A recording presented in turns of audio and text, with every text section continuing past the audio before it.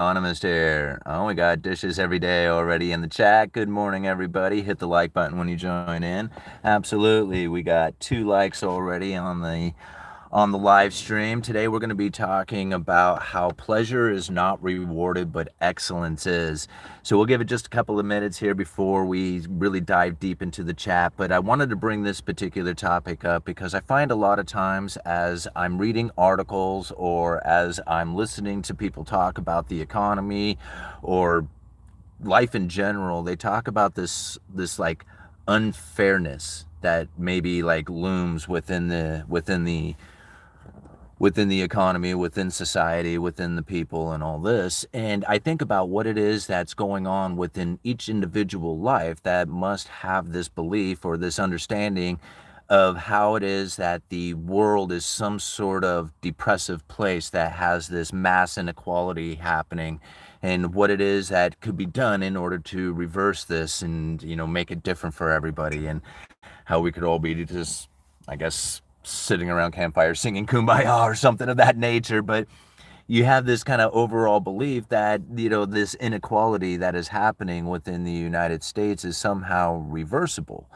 And I look at like charts of inequality and how the wealth gap is growing, and it's in one direction, right? I mean, it's going to grow ever increasingly more. There's no real like evidence of it showing any kind of way that it's going to go any other direction.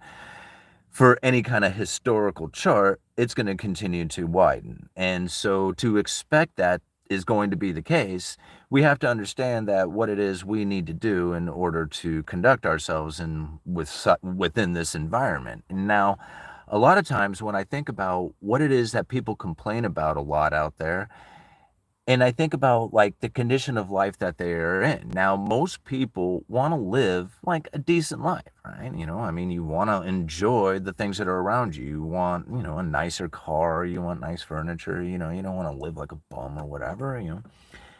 And so it's difficult to then say, "Hey, I deserve this standard of living that I'm living because it's not that much. It's just a modest life, but that's really a matter of opinion."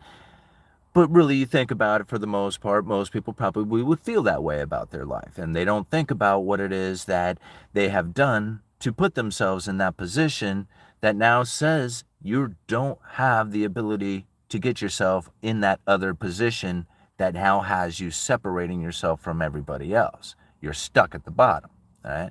But you're thinking, I live a modest life. It's not like, I don't do that much to say like I don't deserve this. Like I work hard, I should have a fairly nice car. I show up every single day. My furniture should be nice. I should have a nice apartment. I should have these things. Right? And people, feel that way about it. And then a lot of times they'll look out and say, "Man, how come it is that I work so hard to have this what I feel is a meager life, right? While other people are just so successful at what they are doing." Like they have massive amounts of wealth. They're partying it up every day. They have tens of thousands of dollars rolling in every single week, even more. And you're thinking, man, how is it that they have this in their life? And I have such modest things, even though I work so hard here at what I am doing. And now I know that most people will look at that and say, well, it's conditioned by, powers that be, or these, big money men, or, whatever. Like there's all kinds of conspiracy theories, and there's a lot of truth to a lot of that as well. Like, it's not difficult to see it out there. But a lot of times we also have to ask ourselves, what is it that we were doing within our life that put us in the position that we are now in today? Because I know at 40 years old, I'm 48 today, but at 40 years old, I was drinking a lot. I didn't have any savings. I was heavily in debt. I didn't have much for possessions. It was just I mean, car was broken down, furniture was old, my clothing was old and tattered, like all the stuff, I mean, it wasn't anything. And I think about what it is that I was doing that put me in that position, because there was times in my life I was working really hard. I was making a lot of money. Right? Well, I mean, a lot of money, whatever. Right? Making some money. And still, yet here at the end of all this, time and effort and energy, 22 plus years of doing it, I was broke, in debt, about ready to fail. Right? And I think to myself, what is it that you were doing that entire time that was leading you up to that? Right? You were pursuing pleasurable experiences and dumping your money into the most ridiculous things that had no real benefit to your life, no value. Right? You did some, you put some things away, you did some effort, you paid attention to some little things, but for the most part, the pleasurable experiences is what drug me down. Right? All the drinking, all the throwing money at whatever it was that was fun at the time. Right? I mean, it's pick whatever it was. Right? And everybody knows this. They feel it themselves. They know when they're chasing pleasure. There was a day that I switched. And there was a day that I switched. I said, I can't do that anymore. I can't do that sort of thing. And quitting drinking was the number one thing that I had done. I said, okay, that's a pleasurable experience that drags me down. It drags me down mentally, physically, financially. Everything about it is wrong. So I gave that part up. Right? And then from that point on, I said, work hard at pursuing the things that you know are going to benefit you in life. Right? Work hard at many different things. Not everything is going to work. Just do, a lot of different stuff. Work hard at it all. Try and be good at it. Right? And just do that. That's all I was thinking, right? I was just pursuing excellence. I just wanted to, not always. Sometimes I would get lazy and tired, and I do it today, everybody's a human, right? But for the most part, I pursue what it is that I feel is going to be benefiting my life, something that's going to be bringing value to other people, something that is going to be worthy and not just pleasurable. See, I think a lot of times people get confused when they hear about this idea of the pursuit of happiness, right? Pursuit of happiness, be happy. And I'm thinking, what does that mean? What does happy really mean? Right? People chase pleasure. They have this smile on their face. You see them out there. They're dancing, they're drinking, they're partying it up. They're having a great time. They're doing this on a regular basis. And you think, man, this is their lifestyle. They loving it. They're loving it up. Man, they're living life. Man, they're living life to the fullest. Every day I'm working. I'm dedicated to showing up every single day at my boring ass job, getting my paycheck, and then taking my paycheck and then basically making it disappear from my life as I put it into a retirement portfolio, while these people are actually enjoying themselves. Man, why am I not enjoying myself too? Why am I doing this? And then years later, man, it comes to find out that you're enjoying yourself because you have built up a nice retirement fund, you have built up a business portfolio, you have built up, a business portfolio of rental properties or something of that nature. You've been working hard and dedicated, and you didn't party. You chased excellence the entire time, somewhat jealous of the people out there who have been living it up, partying it up, having all the fun relationships and exciting, things that can come from all that. And you missed out on all that stuff, but now here you are, having the mass abundance of wealth, the ability to travel, having, whatever possession you truly wanted in your life. You have it all at your fingertips because you dedicated your life to that sort of outcome, and now people are jealous of you. And they think that what you have done now needs to be shared with everybody else, as they have partied it up and chased pleasure their entire life and now put themselves in a position in which that it feel unfair comparatively to you who has chased excellence your entire life. Right? At 40 years old, could I really blame somebody else for the position that I had put myself in? Right? Can I really expect somebody else to have dragged me out of that position? Did I really expect somebody else to create an environment in which that I can succeed in? Or was it me who had to change my ways and the way I was thinking and the things that I was doing, what it is that I was pursuing? In the same environment that everybody else is in, I decided that I wasn't going to pursue the pleasures anymore. And believe me, when I do it today, I find the painful experiences that come from it. Ends up costing you one way or the other, right? Cost you in money, cost you in health, it'll cost you in arguments. It'll cost you in all kinds of ways. But when you chase excellence, you don't really get that sort of experience from it. When you chase a world of pleasure, you get a world of pain. When you chase a world of excellence, you get mass abundance. And people get jealous of that. And they say, hey, why is it that we have such few people out there who have so much? It's because such few people have dedicated themselves to excellence, where so many chase pleasure. Everything within our society is about chasing pleasure. The food we eat, the entertainment we get, the idea of what it is that is exciting and good and awesome is mostly superficial. Because most people don't understand that every single day of their life, as they are pursuing happiness, they are screwing it up and creating a pleasurable experience that will result in a painful one. Most people don't realize that when they chase excellence, and the more they chase the excellence, the more it feels good to chase that excellence. The more you're rewarded for chasing excellence.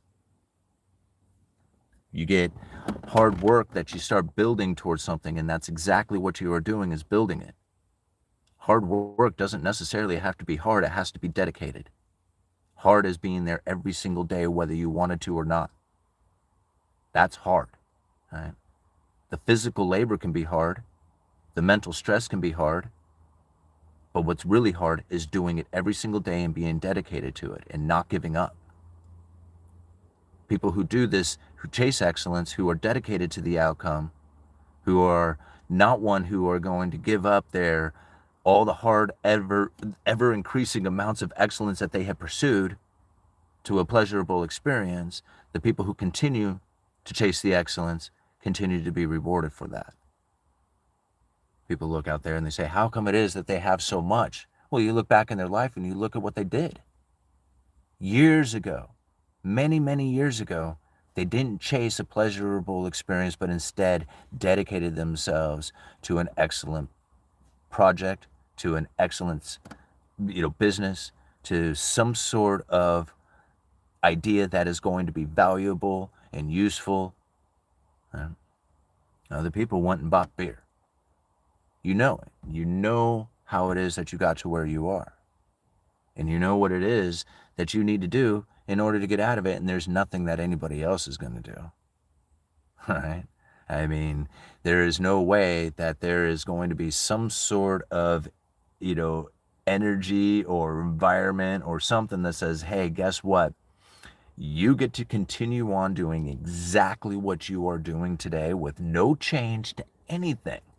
And it's gonna automatically be the life of your dreams. Right? Like, is that really what people are anticipating? I can't imagine that. I mean, I sat around waiting for things to get better, drinking it up, saying, man, the whole world is screwed up. Look at them. They did it. They're, New World Order, blah, blah, blah, blah. All right. I sat around and theorized and showed proof and did all kinds of stuff for everybody around me, and they all thought I was nuts. And I thought, okay, well, I won't do that anymore, right? And I'm not going to talk about that stuff anymore, right? I won't talk about the politics anymore. I won't talk about anything anymore. In fact, I'll turn it all off. Here, you can have my phone. You can have all that stuff. I don't want any of it. Okay? So I just went dark. It's like, fine. I'm not going to tell anybody nothing, nowhere. And, living that sort of life and depression and all that, it's not like it benefits you any, right? There's nothing in there for you. There's no way that there is anything for anyone anywhere inside of that world that's going to be some sort of excellence or benefit or value or anything. That world is empty and hollow and worthless. So you give that up. You give all that stuff up because it's a way of thinking. That's it. It's not anything else. And it's not anything that anybody else is doing out there. Nobody around me changed their ways, right? There wasn't a single person who changed their ways, and I was like, finally, okay, I'll do it, right? You changed, I'll change, right? Right? That didn't happen. It didn't have anything to do with anybody else out there. It had everything to do with the way I was thinking and feeling and acting and behaving. And I realized exactly what it was that was putting me in the painful experience that I was having at the time. I know what it was. I look back at every dollar I had spent on all that worthlessness, and I look today at what it is that I'm doing with my money. You know, I position myself as often as I can in assets of many varieties. The little bit that I have, today's day and age, leaves very little excuse for the pursuit of for people to fail to pursue excellence. Every dollar that they earn can be spent on a beverage. It could be spent on something that goes up in smoke, right? It could be spent on all kinds of things, or it could be spent on a stock. It could be spent on a hard asset like gold or silver. It could be spent in many other ways that is not that of a pleasurable experience that is going to be gone. See, people think about how many times they had done this throughout their entire lives and how many times they missed opportunity to pursue excellence, but instead pursued pleasure because, hey, we're chasing happiness here, right? Only to have a painful experience and then they wonder why and get jealous and get mad at other things. Doesn't make any sense. You know deep down inside what you're doing. You know what it is. And you know that it's your thinking and feeling and how you're acting and behaving that's put you in the position you're in. You think about it, how hard those people had to sit back and not go out there and party, but instead say, nope, I'm going to take that money, and instead of going off and venturing and hanging out and doing all the trips, I'm going to keep putting it away. Because here in 10, 15, 20 years, all these people are going to be crying about how it is that this world is unfair, and they're going to be blaming me and be jealous of it. Not that I want that. It's just that's the way it's going to be. Because very few people sit back and pursue excellence from the very beginning. Most people have to experience pain before they do. All right. All right, 20 minutes into this thing. Thank you for hanging out so long. Uneducated Economist talking. Pleasure causing pain and excellence is the way you ought to go. So let's go up here and take a look at some of these comments here. I don't think it's reversible, but if they stopped printing money, we could stop it. No, at this point, that's not a possibility, right? The inequality is going to either grow from a collapse of the fiat currency, or it's going to grow because of an expansion of it. But regardless of which way it goes, there is no way that the wedge is going to narrow between the rich and the poor. The only way to do it is for the people themselves to actively start participating in a way that creates the environment for themselves. And part of that is really is working hard and not pursuing anything pleasurable, just like we were saying. What you would have to do is literally work hard, pay off every single debt, start taking every single dime that you earn and start putting it towards investments, putting it towards something that is going to be returning back to you in a significant way, and do that persistently for generations, and you might be able to do something about it, but it's going to be independently done by individuals who do it on a mass scale, and that's not going to happen. It's not going to happen because people just simply don't understand economics in enough of a way that would have that ingrained into them to say, yeah, I understand that this environment requires me to do this from an early age, and most people don't see it until they are older. All right, let's cruise down here to the bottom and see where we're at. Wow, look at all these comments. My goodness. Okay, all the way to the bottom. Here we go. I like what you are saying. Work hard or mow grass. All need to start somewhere. That's it. Like if you're sitting there in your house, right, and you're like, man, I don't know what it is that I'm supposed to be doing with my life, right? Well, get up, put the headphones on, and vacuum the floor. Right? That's what you're supposed to do. You're supposed to get up, you're supposed to vacuum the floor. When you're done with that, keep thinking about what the next thing you're going to do is, and that's clean up the entire house and your life and your car and all that other stuff and make that nice. Because if you don't have that nice, then how is it that you're going to go out there and pursue anything in the world? Right? Like, if you can, like, if you don't care about any of that stuff, then go out there into the world and start making it, right? Then stop sitting there, right? But obviously, you need to do something if you're sitting in your apartment. And if you're going to sit in your apartment doing nothing, do something and vacuum the floor, right? And so start there. If your house is nice and tidy, you still don't know what to do, start doing curls, right? Sit there and start doing curls and then start doing sit ups. And I guarantee you start doing curls and you start doing sit ups and you're sitting there in your apartment, you're probably going to end up being pretty active and you're going to want to go outside. All right. You see how this is like, everything that you're doing is pursuing excellence and the next thing is being rewarded to you. Not only do you have a clean place, but now you're starting to feel better. You're starting to go outside. You're starting to smile more because you're feeling better. All right. It's all in the pursuit of excellence constantly. And all those pleasurable experiences that you think that you're missing out on are all superficial. Every last one of them. Remember that, right? It's just a moment in time and it comes and it goes, right? But the pursuit of excellence and the reward that you get from it, it can be everlasting, right? It can be, think about the benefits that you get from being healthy in the long run. People who chase pleasure and ate whatever they want and drank whatever they want, smoked whatever they want, and then at the end of their life they're thinking, man, how come it is that I feel like shit? And you're thinking, well, I didn't do that, right? I exercised. I ate right. I, didn't drink all that crap. I didn't do all the stuff, right? And so now here I'm feeling all right. And now you want me to take my efforts and my time and my energy to help in a society to help people like you. You see how the frustration ends up coming from this? I mean, this is somebody who comes from the bottom saying this thing that if I was ever in a position, I'm thinking, man, why would I expect somebody to take care of me if I continued on doing the things that I was doing when I was 40 years old? Like if I was 48, like I'm 48 today, if I had spent the last 8 years doing exactly what I was doing in my mental health and physical health and financial, health, everything about it, all the health, right, was in deterioration, and I'm expecting and blaming somebody else out there to do something about it, what is it do I expect them to do? Like I didn't expect anybody to do anything about what I'd done.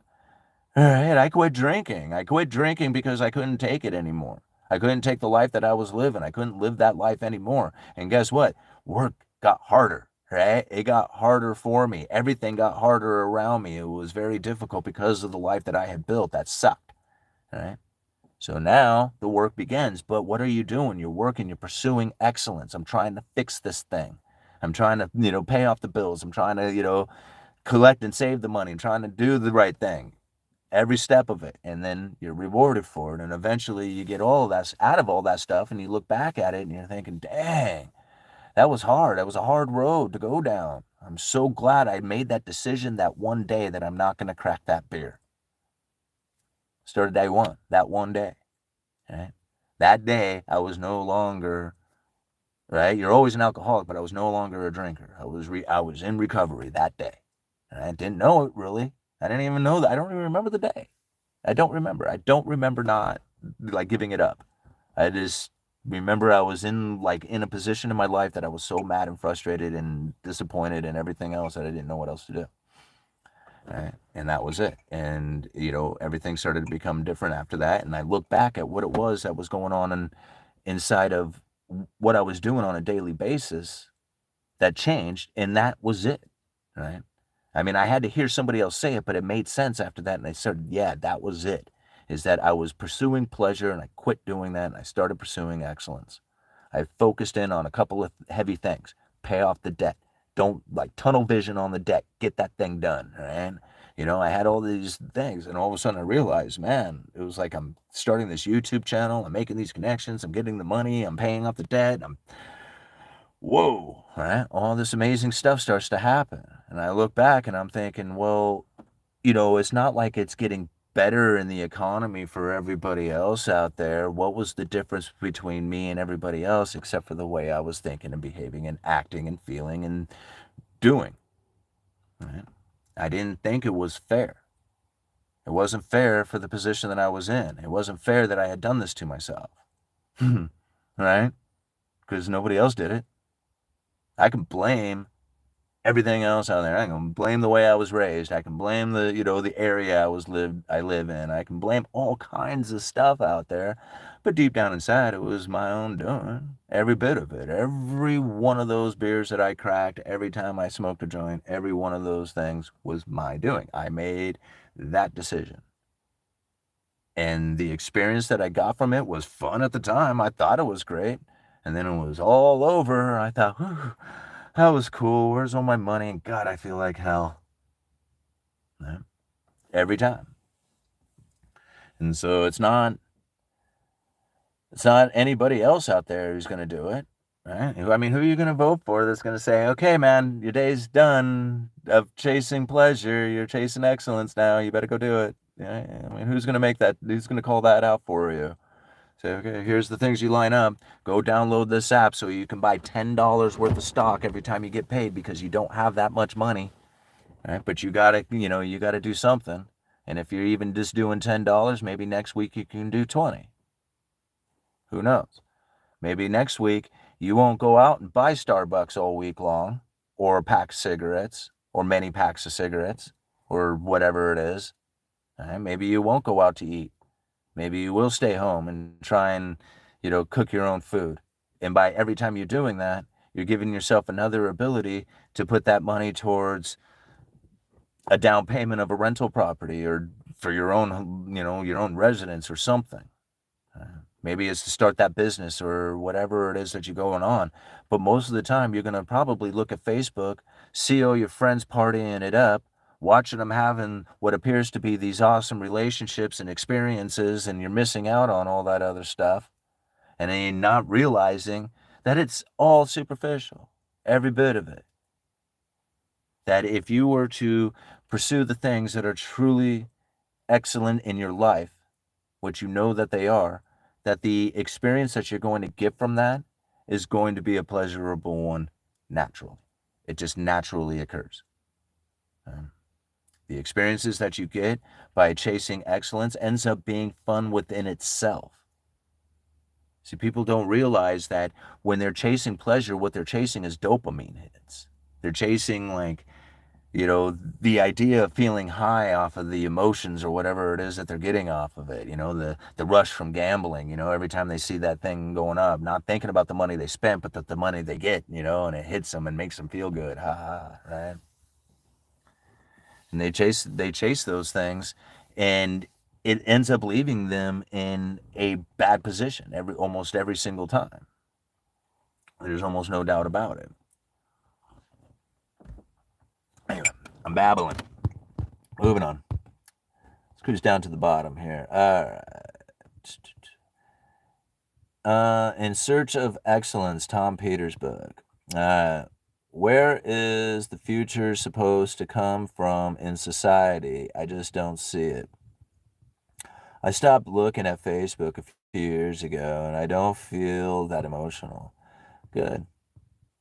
I hate the stock market. Well, I mean, you can hate it or not. I mean, it's not something to love or hate. I mean, maybe you can, but I don't. I don't give it that meaning. It's just an is, right?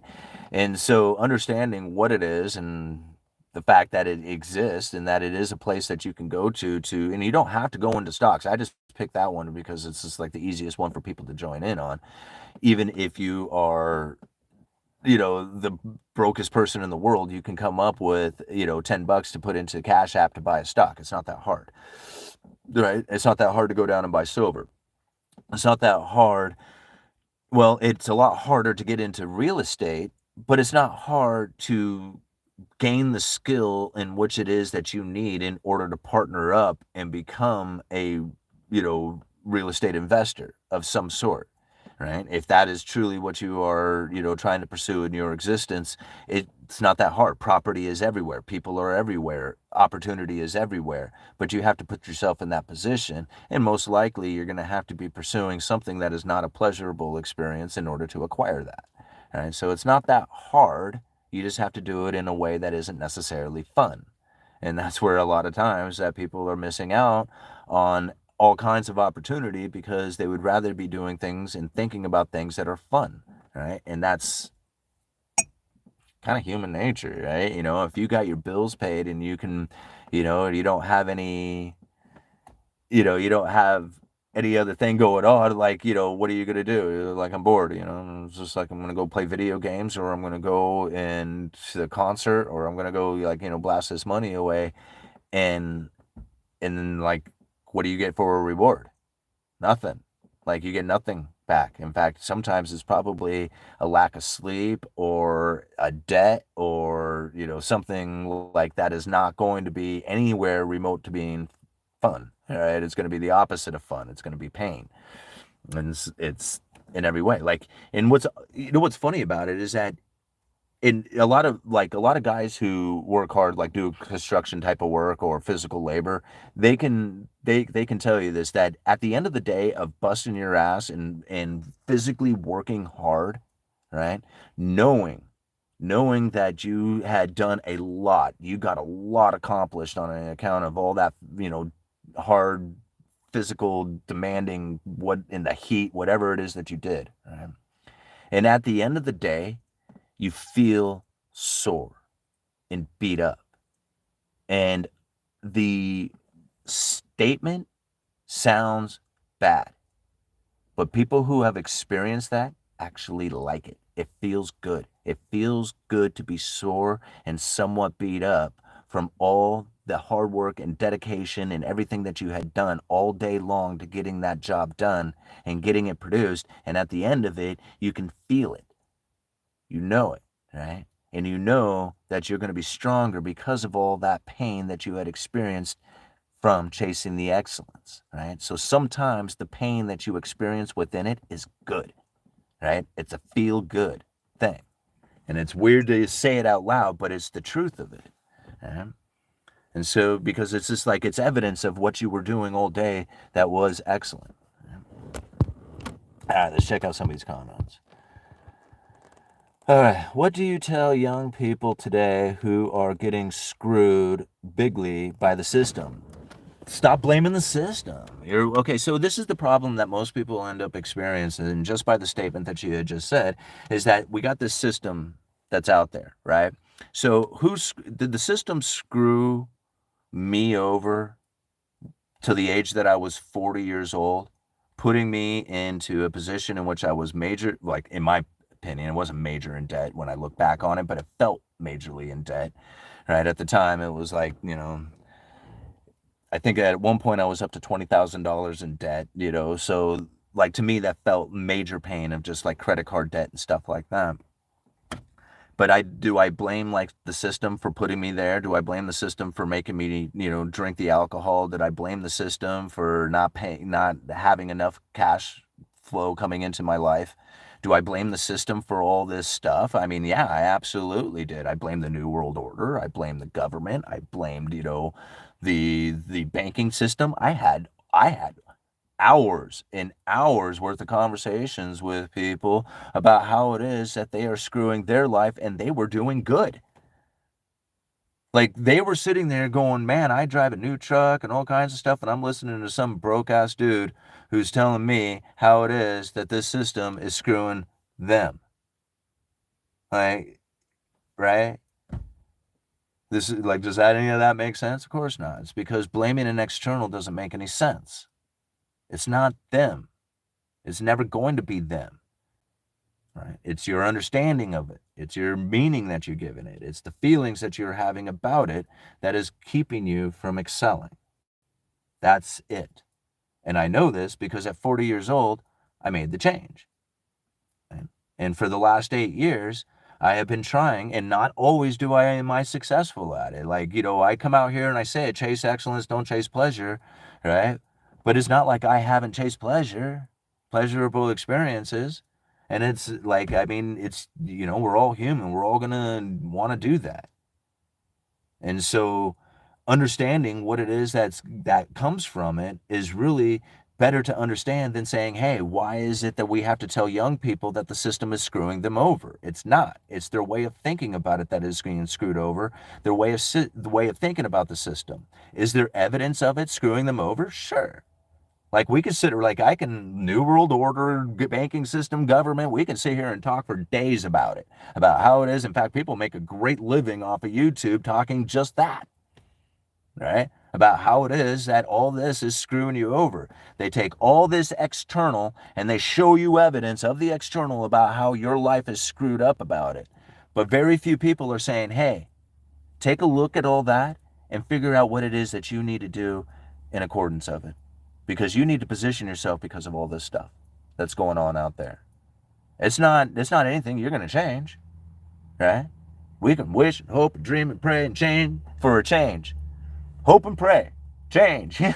Good luck, right? Good luck with that. What is reasonable? Changing this. This is reasonable to change. So I can't expect an external to change, but I can expect the internal to change. And changing the way I think and feel and the meaning that I give things is all the difference in the world. Because now all this stuff that was coming down and holding me back and keeping me from moving on and putting me in depression and drinking and spending money when I shouldn't be and all the other stuff, like it doesn't exist anymore. What happened to it? All it all went away. What, did the world change? No, not a bit. The world didn't change one little bit. The way I view the world changed a lot, right?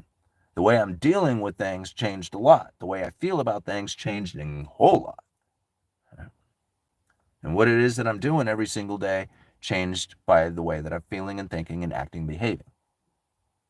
And so, again, I can, young people, figure it out for yourself by studying this stuff independently on your own so that you can know how to position yourself. You're not you might be some kid who's about ready to take on a business, a family business, right?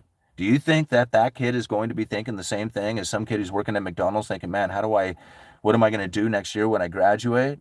I mean, my family isn't there to help me. I'm moving out of the trailer park. Do you think those two people are thinking the same thing? Those two 18-year-old kids? Hell no, not even. One of them is going to go off to college to learn business degrees and all kinds of stuff so he can take over that business. The other one's going to sit there and figure out what it is that he needs to do in order to make ends meet. And both of them at the end of it could become business owners. All right? Maybe not. But the way they get there is not going to be the same path. All right. I worked really, really hard yesterday. Now I'm really, really tired. I don't like being really, really tired. Or don't like being really tired. I don't necessarily either, but I do like the feeling that I have sore muscles because I know that that's actually strengthening the muscles. It's making them stronger, right? So I give it that sort of meaning and then it isn't so bad. All right. Money supply packed in 2020 or 22. It's money supply peaked in 22. It's been declining for 15 months. Hey, Luther. Luther got a comment out of me. Dang it. All right. Feel sorry for young ones. They don't know how bad the system is holding them down because they never experienced the good old days. Well, Dexter, perfect. That's actually good. All right, that's actually good. What's the good old days mean? I mean, we're not going back to them, so there's no point in them experiencing that or having that experience if we're not going to be there. They have this experience that they have to deal with, and it's important for them to understand that this is different from then, right? It's not the same thing anymore, and they're going to have to do things that is much different. So teaching them the way that they used to be able to do things might be good for the experience of understanding why they are here today and they can't do it that way anymore. But to tell them, hey, you need to figure out a way to go back to that isn't happening. And to wish, again, that it won't. So we have to figure it out for ourselves today. I don't think the system is broken, right? I don't think the system is broken because if it did, then I wouldn't be able to work within it because you can't work within a broken system. However, I feel that there is ways to position yourself within this system in order to acquire the things in life that you need. And it's not that difficult to do it if you change the way that you are thinking and pursuing things. And, I mean, we can say, I want to get it this way. It should be done this way. Like I have this idea and that it should be this way that it comes down. Right? That means that the political atmosphere has to be this way. That means that the social aspect has to be this way. The banking system has to be this way. And if it was, then it would be good. Right? Like how many people talk about that? Like, I don't care, like if they're talking politics, banking, whatever, they talk about if it was like this, it would be good. Right? That's egotistical, right? That is saying my view is the correct one and that everybody has to conform to it, or else the existence of a good view is not there because nobody else sees it the way I see it. It is very egotistical a way of looking at it. Instead, it's like, yeah, the things that you talk about, the things that you see, those are correct. I mean, no doubt about it that, it's probably a good idea that you have and share and all that other stuff. That's not the way it is. Right? It's not going to be that way.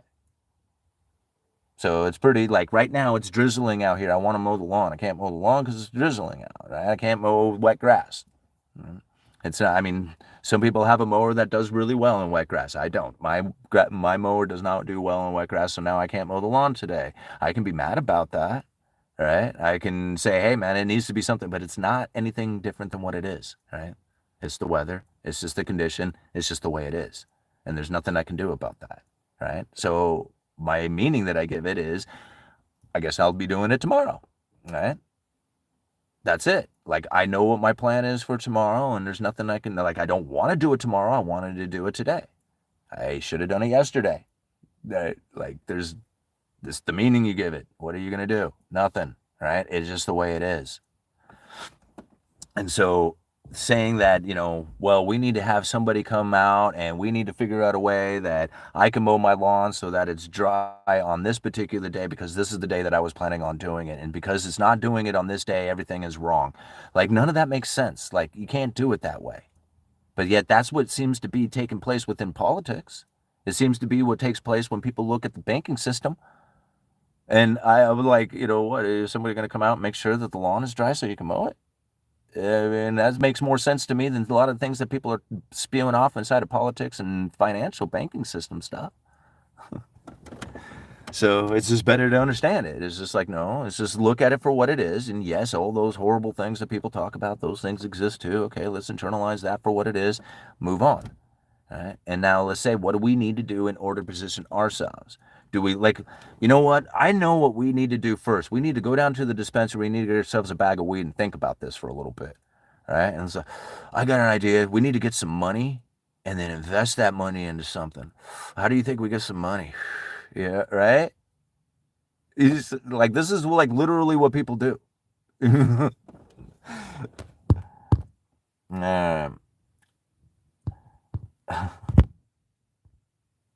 there we go. All right, smoke the grass inside of mowing. All right, acceptance of reality prevents anxiety. Yeah, it does. It really does. And like, as somebody who, who kind of dealt with that kind of issue, especially when you were studying, like I was studying a lot of like, conspiracy theory and stuff. Talk about building yourself up into a mind of just nothing but anxiety. Listening to Alex Jones, he made all kinds of money off of, pushing anxiety thoughts. And so, just becoming, again, accepting of the reality of the situation is going to then now allow you to see it for what it is. Look at it objectively and say, okay, how do I deal with it, All right, go hit the like button. We're at 43 minutes into this. We're at 124 likes with 267 people watching. Go hit that like button, get it up to 200 likes in the next 15 minutes. We'll stick around after the hour. Otherwise, we'll cut it at an hour. All right. There are only two things in life: the things you control, the things you don't. Put all your energy towards what you do control. Yeah, I mean, that's part of like, acceptance in giving up alcohol, It's just like, you just have to understand that you're not going to be able to control life. You're not going to be able to control a lot of stuff out there. The only thing you can really control is how it is that you are reacting to it. Right? That's it. That's the only thing. Is just you. You're it. You're it, and everything else is on the outside. You have to deal with it. Right?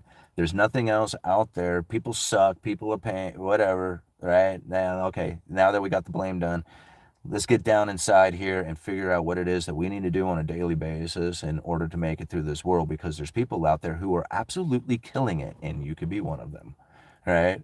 But you're not, because of the way that you're blaming and thinking and, feeling shame or guilt or whatever it is that's coming, or resent or all these low emotional feelings. And you want to cover that up with a pleasurable experience of getting high or gambling or, getting your mind off of it one way or the other.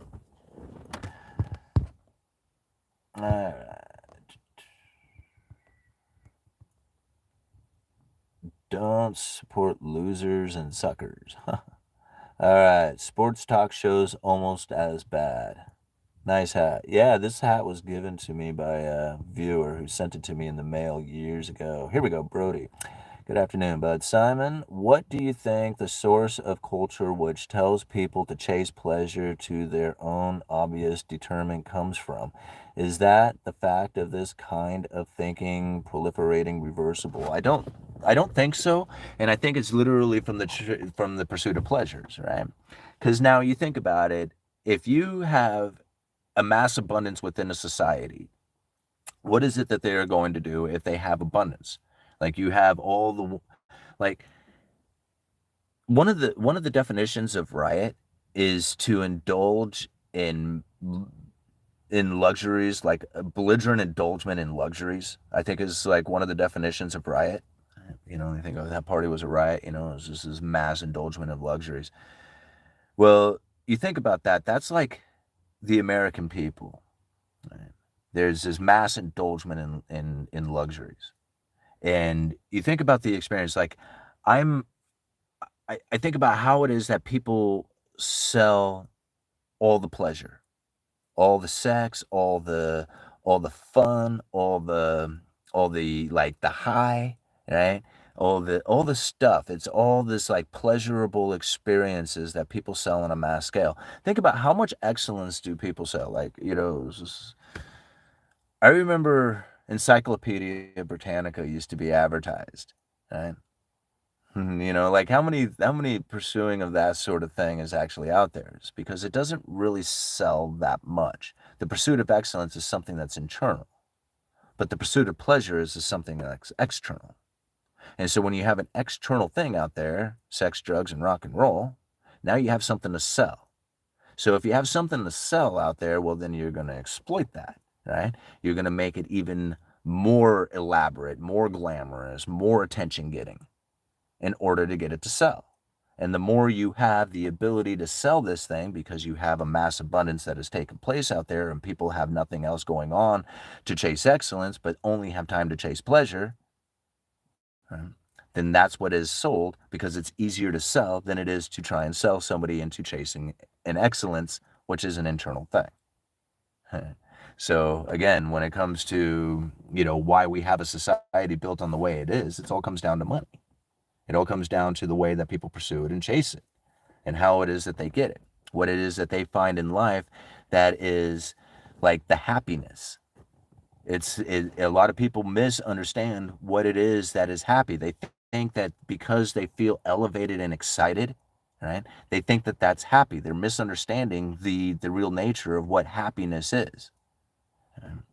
Because happiness is content, right? Happiness is the joyful experience of just being in the moment, right? It's not a matter of like, creating that moment. It's just enjoying the moment that you were in, right? Sitting here in my car doing this live stream with you is bringing me joy, right? It's like this is me pursuing the excellence right here in front of you doing it, where I could be in there addicted to the TikTok videos, right? Because for some reason, after I downloaded TikTok, all of a sudden now I'm watching TikTok videos, and I've never done that before. And I'm thinking, dude, you're breaking your own rules here, it's just like, man, I don't even want to look at this thing anymore. Go out there and make a video, right? Get out of that realm, and get into what it is that you're supposed to be doing.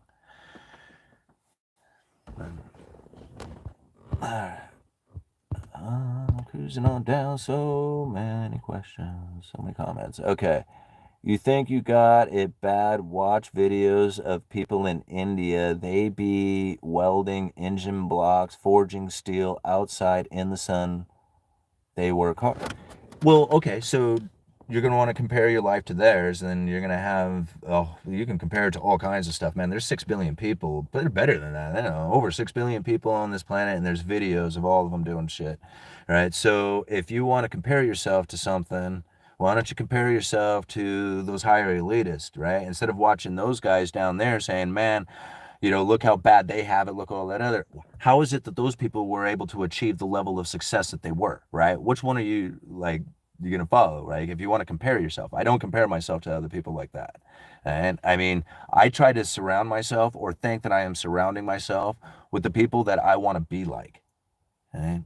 And so I don't get that opportunity that often, right? The people that I want to be like are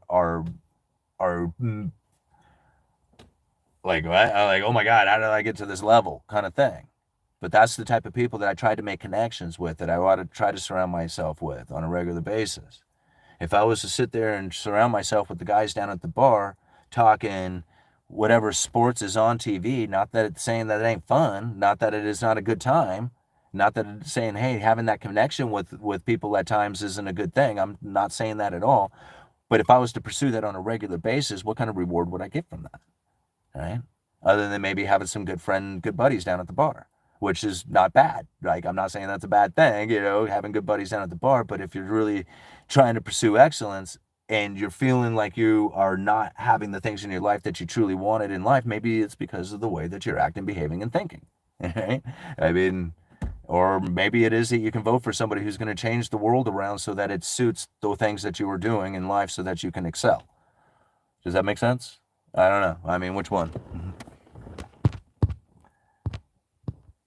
All right, dude, I thought you were just really good at economics and monetary policy. Turns out you're wise. Great show, thanks. Uh, thank you, T. Species? I can hardly read that. Appreciate it, man. Thank you for the comment. Uh, it's because of the lessons that I've learned, right? I'm just sharing them with you because this is my experience that I have had. And I understand now a lot better than I did even just a few years ago of what it was that was going on that was changing my life, because I didn't know what was happening. All of a sudden things were different. And I'm thinking, man, why is my life so different all of a sudden? Like, I don't get it. But yet my entire life I had been drinking. Just saying, it's just like maybe that had a little bit of something to do with it, right? And that after you quit drinking, you quit thinking the way that you were thinking, you changed the way that you were thinking, this whole new world became about. Right? It was literally like a whole new world. Right? Like, do the whole new world, that fucking song,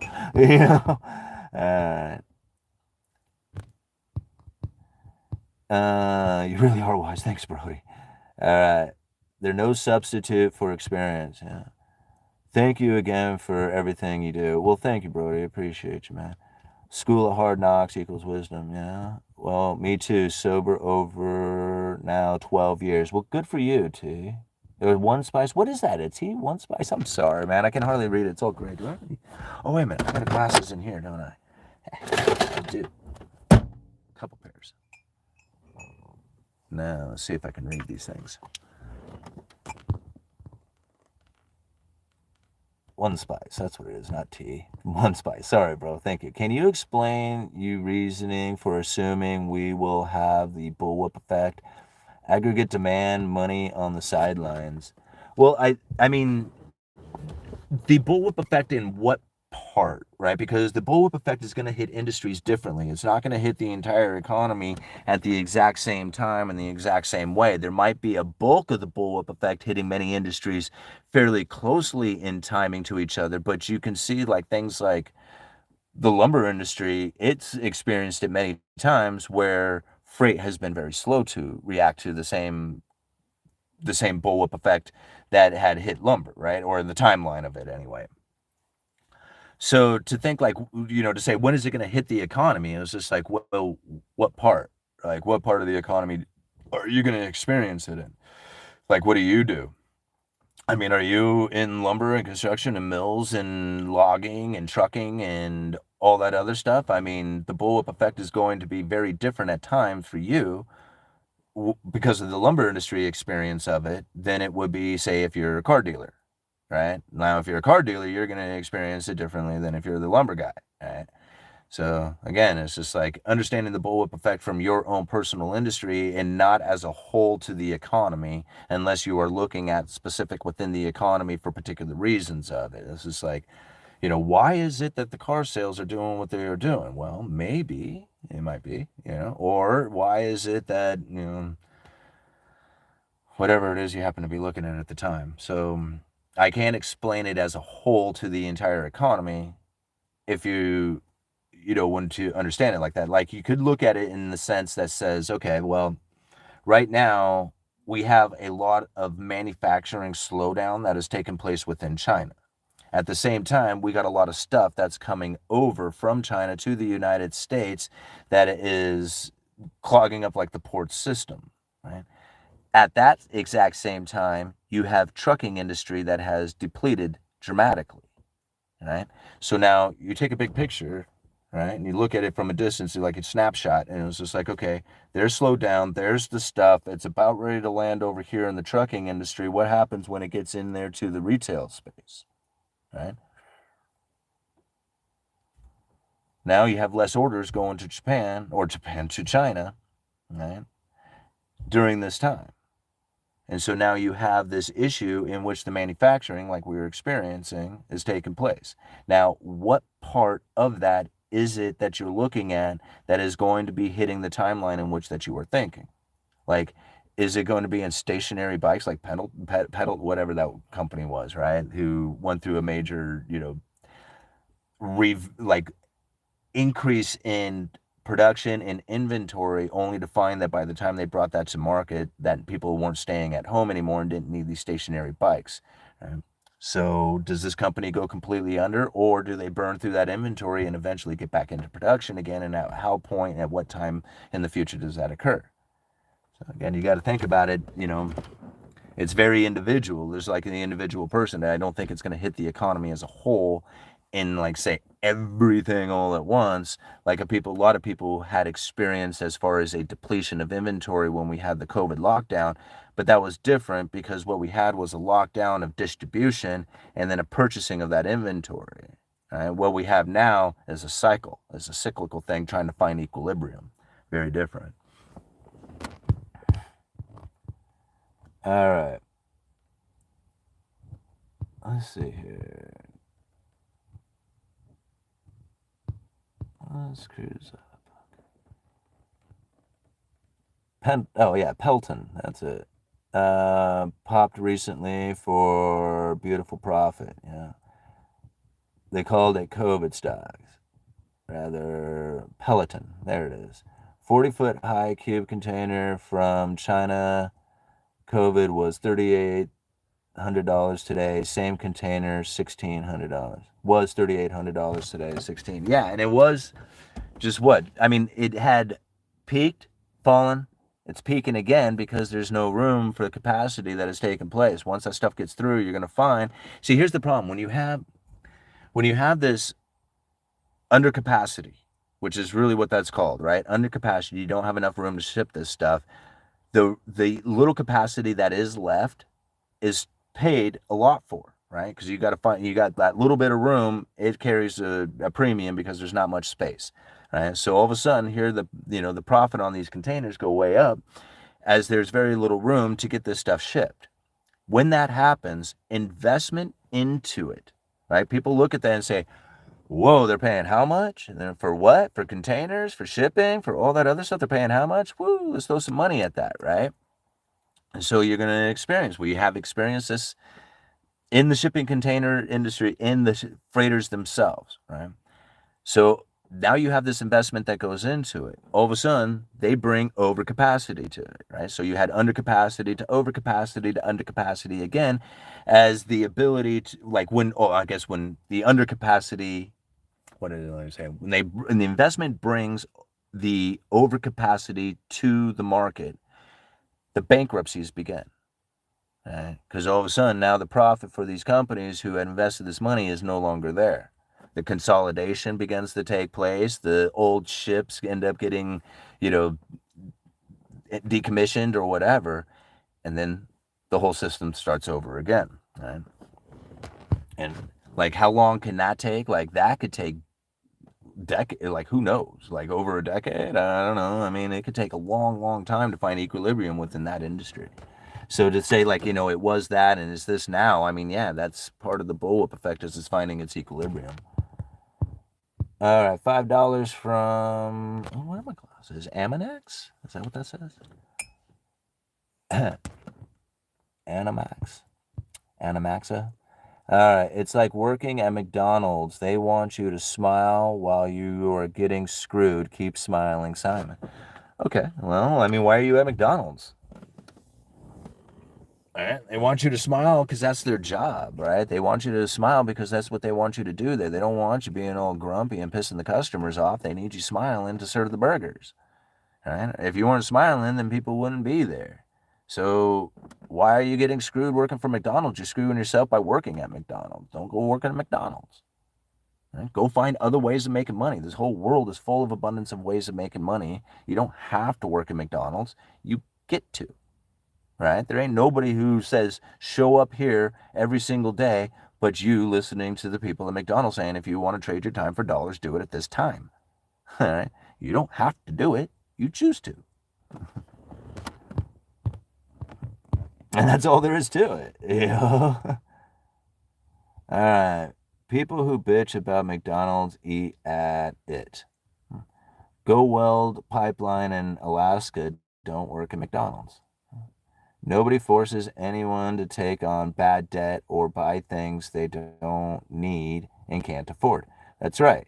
And the people do that because chasing pleasure is so much fun and so much easier and so much more ingrained into things that we want to do than it is to chase the excellence, which is to, work hard and, actually, I mean, you think about it, working at McDonald's is probably not easy. Like, I mean, I think about it, you got to deal with like I look at like what's going on at McDonald's. It doesn't look incredibly hard, but like, does that look like something like you would want to do like every single day? I do sales, lumber sales. At times, it's a lot of fun dealing with customers who have a particular project that's really unique or something like that, and you get to help them through, the purchasing of all the building materials, and you get to see like the progress of it, and at the end of it, they're all happy and enjoying, their new home or their new addition or whatever it is that they got going on. That's a fun experience. Like, I mean, at times it can be difficult and frustrating and, trying to get through it at all, but for the most part, it's actually a fairly rewarding experience to have customers like that.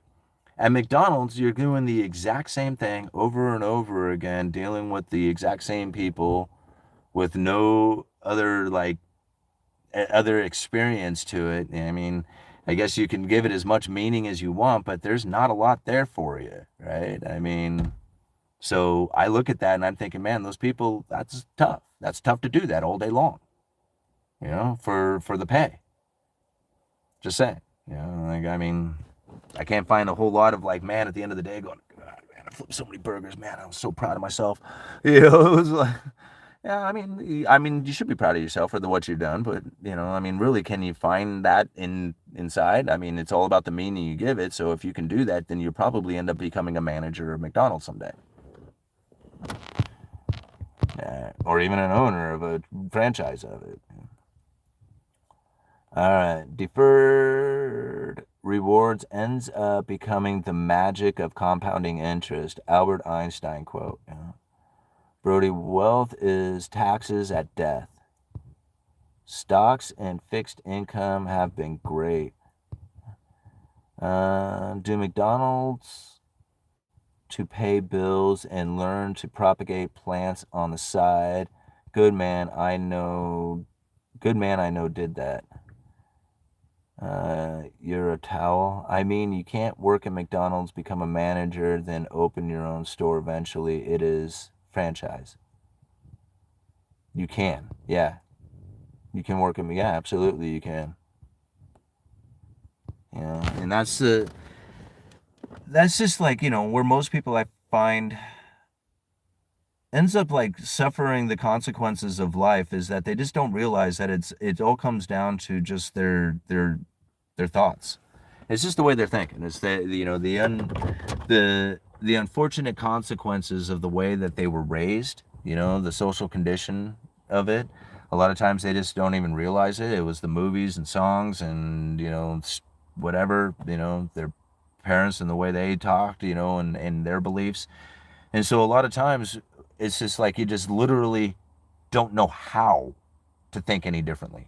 Like you don't know that there's even another way of thinking because you've never thought that way before. And so therefore it's just like this foreign concept. You're like, whoa, what? Like I can think other than the way that I'm thinking, and that it's the way that I'm thinking that's the problem. It's not the way I'm thinking. I mean, I learned from an early age, it's always somebody else's fault. It's politics. It's the government. It's the financial system. It's the neighbors. It's my family. It's always them. It's always been them. How else could it possibly be anything else other than that? Because that's the way that I have learned it my entire life. There's people out there who are like that, right? Who are literally like they cannot see it any other way. They don't even know there's another way of seeing it. Like they can literally change the meaning that they give something. Like they can take all the thoughts, all the memories that they've had, pull them out of the memory bank, look at them and say, these are the conditions of my life that put me where I am today, and change the meaning that they have given that. Right? Put it back away and then have a different life after that. I'm telling you, this is the way I mean, people take, man, you're talking crystal gripping hippie stuff. I'm just telling you the things that I learned over the last 8 years when I went from being a drunk, broke loser to, well, trying to get my way through this world now with a little bit of better effort than I had been putting to before, right? No, a lot of effort, everything that I'm doing. And it's literally because of the way that I was feeling and thinking about things. Right? And I had this blame that I would put out there, and then I didn't blame anything except for myself and the way that I was thinking and acting and behaving. Right? So once I changed that and understood it differently, right, and thought about it differently, then I realized, man, the whole world looks different now. Right? The whole world is different. It is just it. You want to change the world, change the way you're thinking.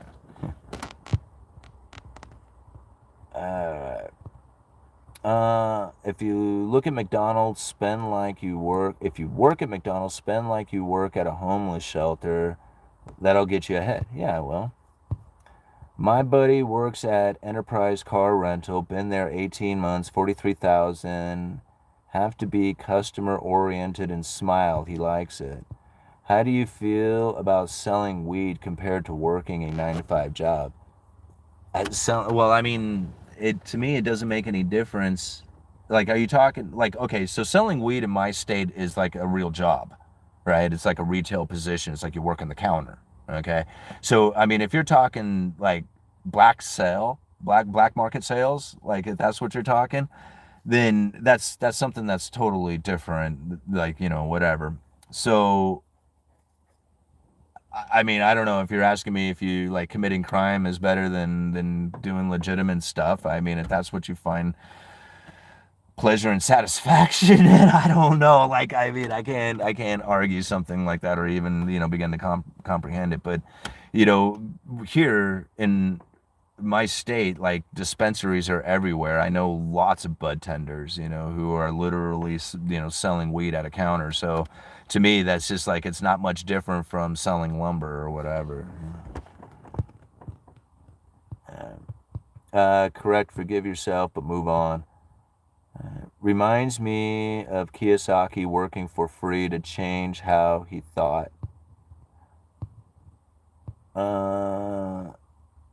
Lizzie, great point. I had an issue with that myself. Weed has a shop too. Doesn't seem reliable.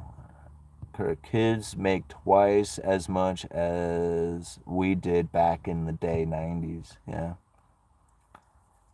Bud tender. Yeah. Selling one person's Mozart. You should take extreme ownership of everything in your life to succeed. Well, absolutely. I mean, if you can't, this is the thing. Everything in your life is a direct reflection of what it is that you are thinking and feeling. Right? So there's no other excuse or anybody else to blame other than yourself, right? And now, granted, when we are kids, we cannot control a lot of the ways that we are raised. That is so true. And the condition of life that we were set off into this world is going to be very different for everybody. And that is also very true. But every single person in this world has the opportunity to do whatever it is that they want to do at the time that they are 18. Not everybody in this world, I shouldn't say that there's people out there who can't, but everybody in the United States has an opportunity at 18 years old to go off and do whatever it is that they choose to do, right? And once you don't have to listen to your family, right? Now, most people have no other way of thinking other than the way that they were raised. And that becomes very, very difficult for a lot of people to now move away from. And understanding that you are not going to be able to change the way that you were raised, but you can change the way that you were thinking. And if you are not doing well and you're not succeeding and you have a hard time in life, then it might be because of the way that you are thinking and feeling and acting and behaving. And so at some point, once you recognize that, you're going to have to say, okay, what is it that I'm doing in my life that is not pursuing excellence, but pursuing pleasure, right? Because most likely you're going to find that if you are being helpful and useful and reliable and committed and all the things that you would associate with excellence, most likely you're going to find that the natural things that occur from that are going to be very pleasurable experiences as a result. You don't even have to try. They just happen. All right? All of a sudden you find opportunity comes. You find that people are willing to engage in and share and offer and all the other stuff more when you are providing value and usefulness and just being in the moment with positive, joyful energy. It's just the way it goes down. There's like, it's it's not even like, that hard to really think about it. It's just like, well, duh, right? But it's not, for some people, it really is that. They just don't realize that it's their feelings and thoughts and behaviors. They think, man, I'm not bothering anybody. I'm just here minding my own business. That's the problem, right? You're just sitting there minding your own business, carrying a negative energy that is not it's the reflection that you are now experiencing that you don't like because you're sitting there minding your own business, but you're stuck in negative thought. Right? And so the reflection that you get out there is a very negative view. And the opportunities that come are very few and infrequent. And the people who do recognize and remember and believe in you from a day that which you had shown the excitement and true inner self, they want to see that out of you. They offer it up, but a lot of times we just deny it from them. We say, no, I'm not listening. I'm doing better. I'm okay. I can, I got better things to do. Right? And so, again, you find yourself alone and wondering why it is that the whole world looks so ugly. Selling weed to get ahead during the coming crash. You wouldn't, like, if you were in Oregon and you had that thought, you would fail. You would never be able to sell an ounce of weed to anybody. I drove past the dispensary the other day. It was $25 an ounce. That's what it said. I remember when I was a kid, I would pay $50 an eighth. Right? Now it's $25 an ounce. You can go and buy as much weed as you want. You can grow weed. You can, like, concentrated hash is like, I don't even know what the price of it is, but like, from what I understand, it's practically, given away. The weed has absolutely no value in Oregon. It's like a worthless product here. It's amazing to see. It's just like, and I had very little doubt that was going to take place. I already knew from a long time ago that, weed was a worthless product since the time I was a little kid. Right? The only thing that gave it value was the fact that it was illegal. If you take something that somebody wants and you make it illegal, then you're going to cause the price of it to go up. With risk comes reward, no matter what it is. So when you have something that it can be massively produced, that doesn't take a whole lot of skill. Like, I mean, I'm not saying that it doesn't take skill to grow good quantity of weed, like good quality and quantity of weed, but it doesn't really take that much skill to grow some weed. I mean, I know people who just threw some seeds out, didn't really pay attention to it, and they grew some killer weed behind the shed. So it's not that difficult of a product out there. So I look at it, and I knew for what it was. I knew from my, just from my own experience from living in a state that has never had it as a crime. That's another thing that people should recognize, in that Oregon had always had weed decriminalized. It was never a crime to be in possession of weed. It was a misdemeanor. You got a $650 ticket, something like that, $600 ticket, and you went on your way. Right? Nobody went to jail. Nobody lost their life. Nobody livelihood or anything like that. You know, it wasn't like, it didn't go down like that. Like if you were driving or had it packaged for distribution, or you were like manufacturing, growing, then you would be in trouble. But the simple possession of marijuana, misdemeanor ticket, on the way you go. See ya, right? No problems. And that's the way Oregon has always been. So when all these like laws, like people were like, oh man, I'm going to invest in the marijuana industry. I'm like, yeah, get in and get out, right? Get in, get your money, get out, because that is not an industry that's like worthy. It is not it's not going to be profitable. I know it's not, because you can produce as much weed as you want with very little cost or energy. Right? Just like the gold machine. And it's proven its case here in Oregon, as weed is just in abundance everywhere.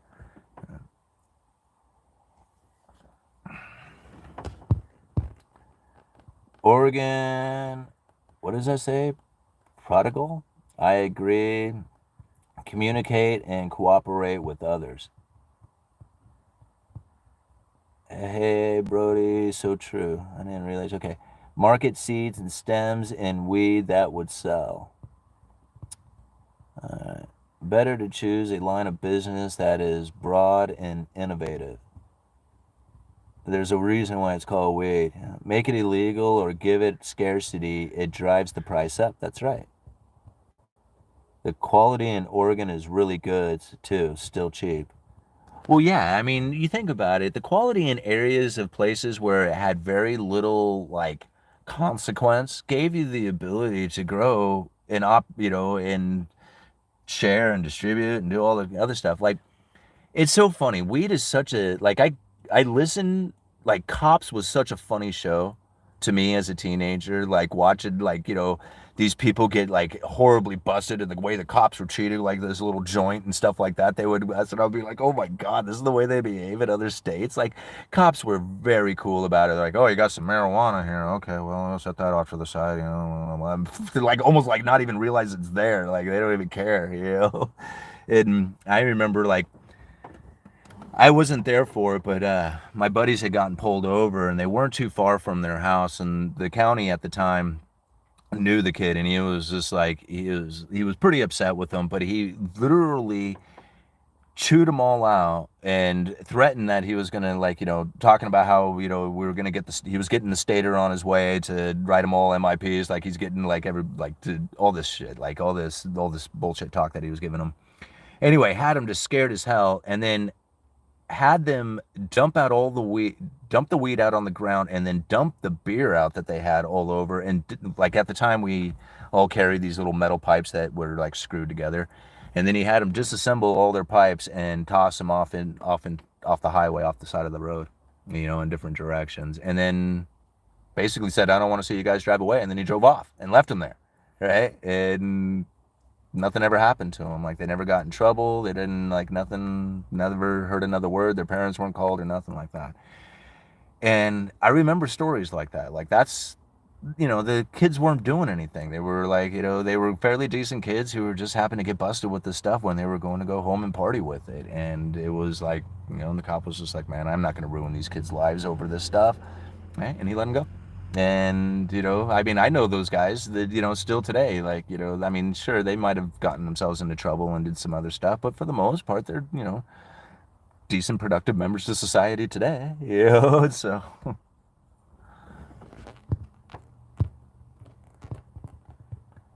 All right, Jake Northwest, $2. Thank you so much. For or against capital controls, what are they? For or against capital controls, what are they? Capital controls? Like, I mean, I think you would probably have to get a little bit more specific on what it is, like maybe a particular industry, or how much you can actually, control flowing from one country to another, how much you can have in a particular accounts or something of that nature.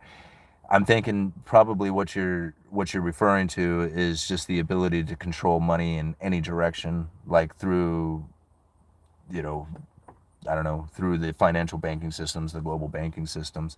But we should probably like break it down to what it is that you really want to talk about as far as capital control and what that really means as far as like for us as an individual person, you know, because really I think when you hear about capital controls, I think generally you're probably talking about banking systems, financial corporations, you're talking like, you know, big time, you know, players within the game, and not necessarily talking about the individual person and what we have to worry about as far as what a capital control would be.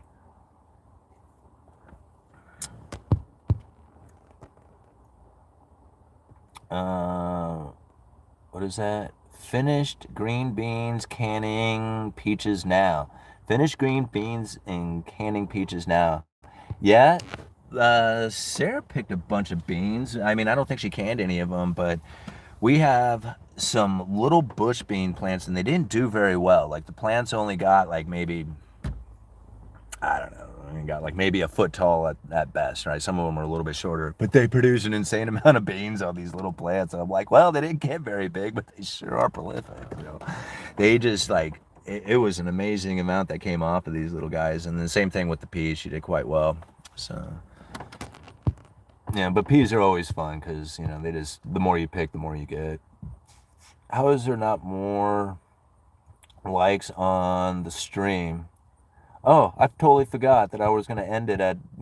See, this is what ends up happening. I mean, I was going to end that 15 minutes ago, and I just kept right on babbling away. So I guess I just really like being out here, you know? I really like talking this stuff. All right. I'll control my own capital. And I think that's, you know, probably what the major concern that most people would face is like, what can I do, or what would I be prevented from doing with my money? And I could only assume going into the future that you're going to find issues with that. Like to me, if you are looking just at the dollar and you have everything tied up inside of like say a debit account, and that's the only way that you can access money, I think you're kind of setting yourself up for pain, for a problem. I have a debit account and I have several debit accounts, right? So like if this one for whatever reason didn't work, I'd be like, okay, put that one away, figure out what's going on there, and go into another one, and then I'm back in business again because I'm not tied to just one spot, right? Like one way of doing a transaction. Now, it is dangerous to do this, you know, in a sense that if you don't pay attention to what you're going, you might have security breaches in these things. And in that case, then you might miss it, you know, for a while if you're not like used to using one particular account, and then you realize all of a sudden there was a charge there that you weren't used to seeing. There is that as the possibility, but to me, I feel very secure in that sense that I don't have a whole lot in any one of these, so that if any one of them happens to be breached, I'm not going to lose that much, right? Will it be painful? Sure, a little bit, but you know, I mean, it's just like you'll get over it, right? So that's what I do, is I have it in many different forms. And then not to mention, not just in debit or credit or physical cash, but then I also have like, you know, physical silver that I might be able to trade or go down and sell at the local, you know, coin store, pawn shop, or even maybe a jeweler or somebody like that if I get in a tighter pinch. You'll have that to work with. You got cryptocurrencies that might be able to get you into the ability to make a purchase of some sort. There's all these different ways of going about it. So capital control is really only to the person who allows it to happen to them, right? Like if I, you know, it's just like, it's almost like a video game. It's just like, how are you going to do it? Well, what if I go this way? What if I go that way? What if, you know, and it's just like, so it's a game, you know, just figure it out. They have to figure out a way to control it, and you have to figure out a way to not be controlled. And that's it. And, you know, and it was just like, oh, you're going to control this way of doing things? Okay, well, let me figure out another way of going around that. You know? Thank you guys for hitting that like button. You got it up to the 200 mark, which is what I was hoping for. Could the carry trade unwind again?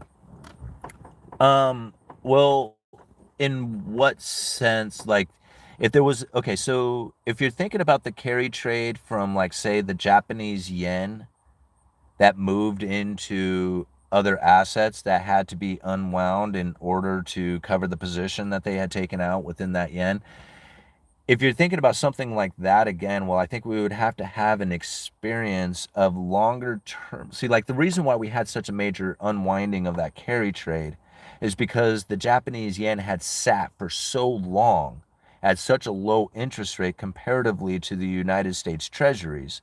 And so it gave a lot of opportunity and time for a lot of money to move into that position. So when it came time to unwind that position, all of a sudden it was just like all this stuff had to happen. All these sales had to take place, sell off all those assets to cover that position that they had taken out within the Japanese yen. So if we were to experience another unwinding of sorts, well, we would have to see something of a a condition of that nature again to see it. Like the longer it's in that position, the bigger it gets, right? So when it switches, the more movement happens.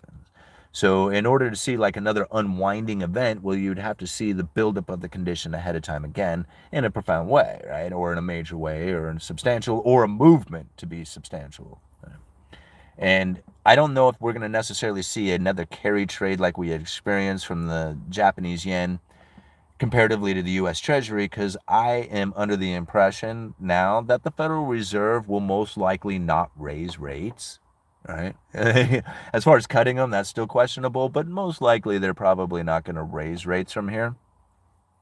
And so I would imagine that the spread between the yen and the treasury is going to diminish, which would put even more pressure on the unwinding, which is probably what you are thinking about as far as going into the future. But I imagine that if that's the case, then the market would be doing that now, like taking care of business, positioning themselves for that ahead of time, like pricing that in, you know.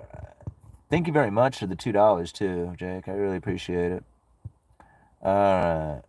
I thought about purchasing silver and gold. It's a great way to store the wealth you already have. Absolutely, Rig 222. It's not just a way of preserving the wealth, but it also gets you out of that third party claim. So, like, we all know that if you put your money into a dollar, you're probably not going to be able to secure the wealth with it. Is there times going into the future in which that dollar could purchase more? Yeah, there's buying opportunities that happen. Stock markets drop, they crash, right? They always move. There's always going to be a time in which that the dollar could purchase more in the future than it could today in that scenario, right? Is it always going to be the case that you can hold on to it for that length of time and make that happen? Probably not, right? But there is buying opportunities that you could possibly take advantage of going into the future. To expect the dollar to hold the value to do that is very delusional, right? That is not what the dollar does. The dollar is currency. It's meant to transfer goods and services to other goods and services. So to hold value in the dollar or wealth in the dollar is a very, very tricky thing to do unless you're talking very short term and with the idea that you have a position to take advantage of going into the future. But outside of that, there's no reason to hold on to dollars for any real length of time, right? After you have your emergency fund, right? So that in case something happens, then you can deploy the cash to pay your bills, right? So you got your emergency fund. There's a reason to hold cash, just a little bit of it. Doesn't need to be that much. For some people, it might be, 3, 4 months worth. Other people, it might be 6 months to a year. But any sense you should have a cash position in order to deal with bills in case of an emergency. That makes a lot of sense. After that, it doesn't really make a whole lot of sense to hold on to cash unless you are planning on using it to make those purchases, right? Like I hold a cash position and I do deploy it at times, and not all of it, but some of it. When I see a stock go down, I might buy $100 worth as opposed to $50 worth because I'm sitting on cash and I have that available to deploy in that sense. But I'm not like looking at like, oh man, I'm going to hold on to $100,000 worth of cash for 5 years in hopes that I can, like, that's a very scary way of going about it in that sense, right? But if you plan on doing something with it, then it does make sense.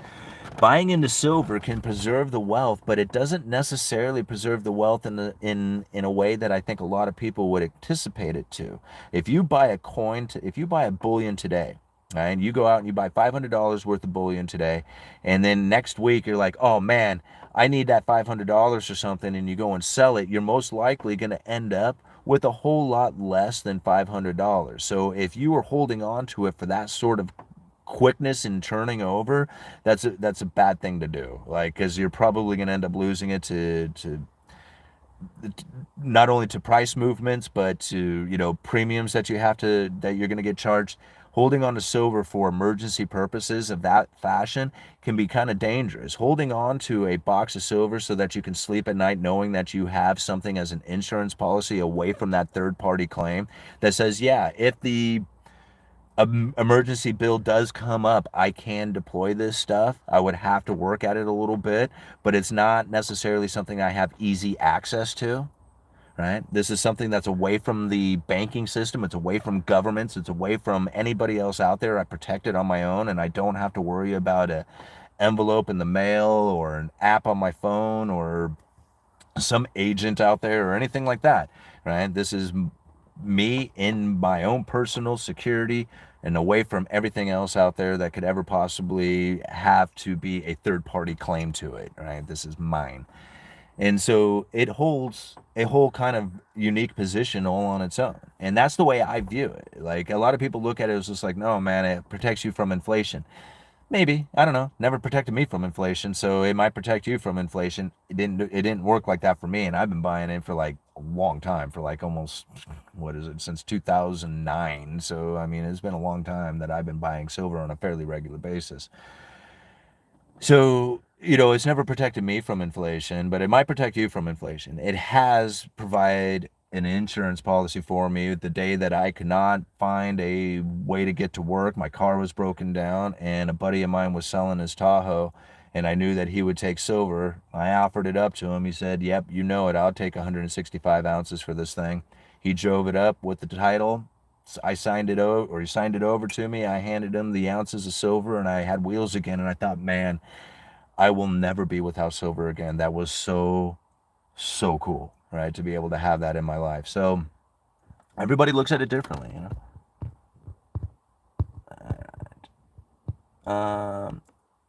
Is austerity coming? When? Because our debt level is austerity, like, basically forced austerity onto the people. Just force it upon yourself right now, and then you don't have to worry about it. Like, what is austerity? Right? It's a cut of government in government, like what it is that they're offering to you, and it's like more taxes, right? So you don't get as much from the government, and you're still going to get taxed a bunch from your work and stuff. So like, that's austerity, less government for you. Good. Like, hey, I like the idea of it. I don't want government in my life. All right. So if they're going to get out of my life and they're still going to tax me for it, well, at least they're getting out of my life for a little ways. I mean, I don't like them holding a carrot in front of me saying, hey, what about this Social Security thing? Wouldn't you like that? Wouldn't you like to follow our political rule if you want to get this carrot here that's called Social Security? And I'm like, you know what? You can have that thing. I don't want it. Yeah, go ahead and take it out of my check. I don't care.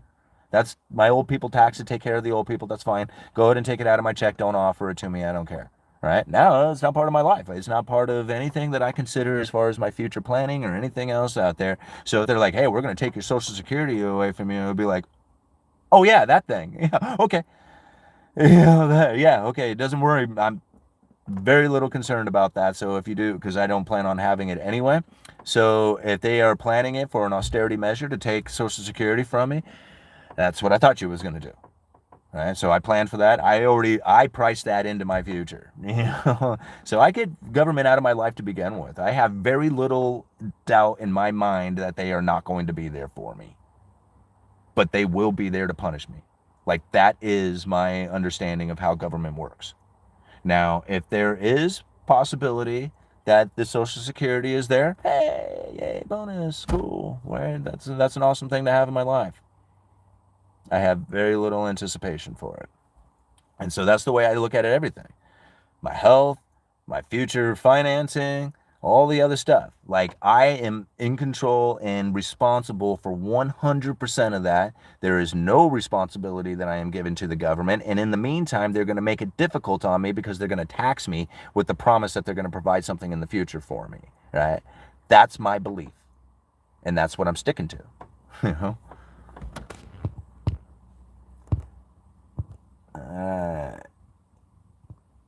Oregon prodigal Pretty sure you just type their name like I did and you see their name highlighted. Oh, you're trying to tag them? Yeah, I'm not sure how that always works either. Punishment will continue until the morale improves. Rudy, please, would you not post in all caps? uh, don't make the IRS job easy. They are staring at computer screens to use cash, gold, and silver. See, the thing is like if I have a piece of bullion in my pocket and I'm doing business with somebody person to person and I hand it to them and they do work, like they come over and, build something over on the property and I pay them with some silver bullion, I have very little problem in my mind, in my moral beliefs and everything else to not inform anybody else of that. It is an equal exchange between me and that person. There's nobody else who needs to be involved in that. All right. And now I understand that a lot of other people will argue that. That's fine. There's a lot of understanding and, argument to go with the belief that that person and everybody needs to pay taxes and their dues and all the other stuff. And I get it, right? I mean, I get all that. Right? But I'm trading an asset of value for an effort of value in an equal exchange. There's no profit or gains to this. This is an equal trade that's taken place here. And I don't think anybody needs to be involved in that. That's my personal belief, there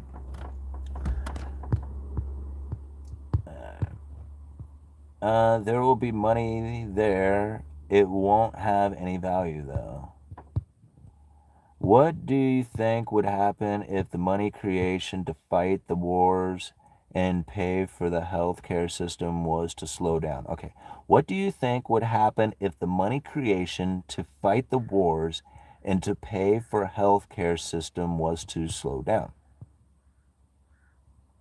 Well, I mean, what do you think is happening here over the last, year and a half or so? We've had money depletion taking place, right? There's been quantitative tightening inside of the system. And so if you were to talk about it on a grand scale, like forever, like kind of thing, like it wouldn't work like that. You would eventually meet a moment in which that the debt would outweigh the capabilities of paying it, right? And so therefore it would collapse and then people wouldn't get paid and there would be, all kinds of held, like businesses would shut down or whatever. Like it's, imagination can just run wild on it. So if you're thinking that there's just a moment in time in which that the money printer reverses, we just had it. We just experienced that, right? And so is it going to be to the point that, we return to something? Absolutely not. There is no returning to anything. There's no return, right? There's that. It's just the direction of going forward. And it's ever increasing amounts of debt issuance that is going to keep the system in motion, so to speak, or you got, growth or deterioration. So, I mean, I guess if you're thinking expansion is motion going forward and growth, then that's one way. But if you have a deterioration of debt, then you'll have a deterioration of the economy within itself. People are worried about the money creation because the money creation is debt issuance. So when the Treasury is issuing debt for the Federal Reserve to buy, this is generally how the money creation comes about. So people are looking at the government saying, look at all this debt creation, all this money expansion, and they're relating these two together, which makes a lot of sense because that's the way we operate right now. But it doesn't necessarily mean that's the case. See, the Federal Reserve can expand the money supply, but they don't necessarily have to be buying the U.S. government debt. This is where I think it gets a lot of really tricky for a lot of people to think about, is that they just assume that the U.S. Treasury debt is the expansion of the money supply, and in a sense, yes, it is. Right? That's the way it's operating today. So when the Treasury goes into debt, they are expanding the money supply. Yes, that is true, right? That is true in the sense that the issuance of debt creates money, right? It creates the IOU. The IOU then gets used as if it's money.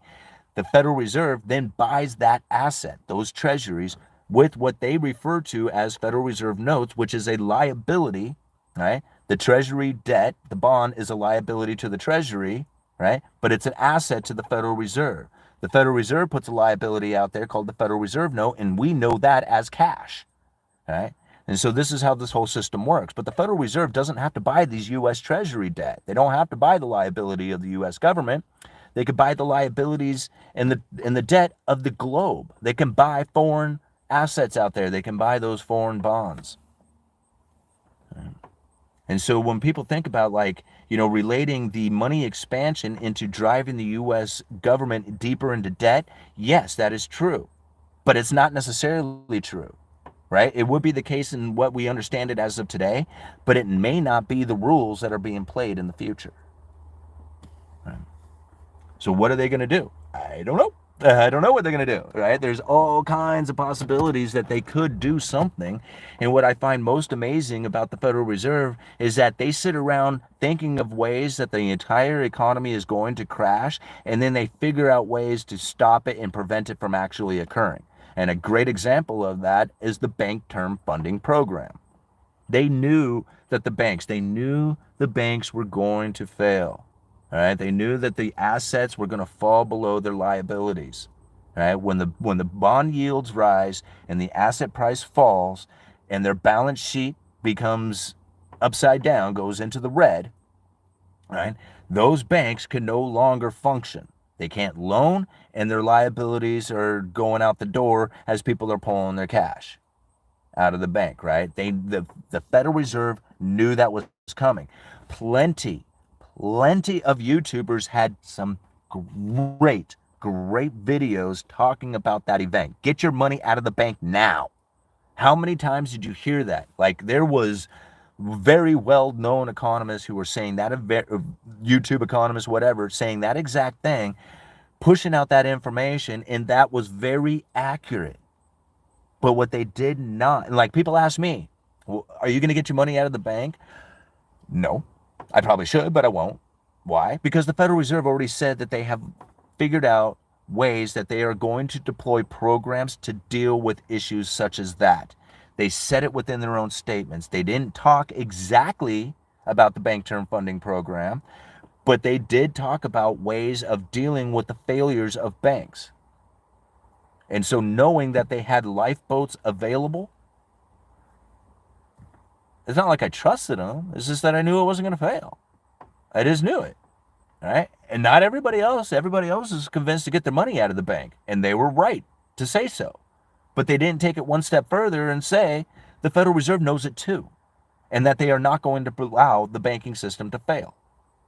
They're just not, I mean, if they know it's coming, they're going to prevent it. And they did. Right?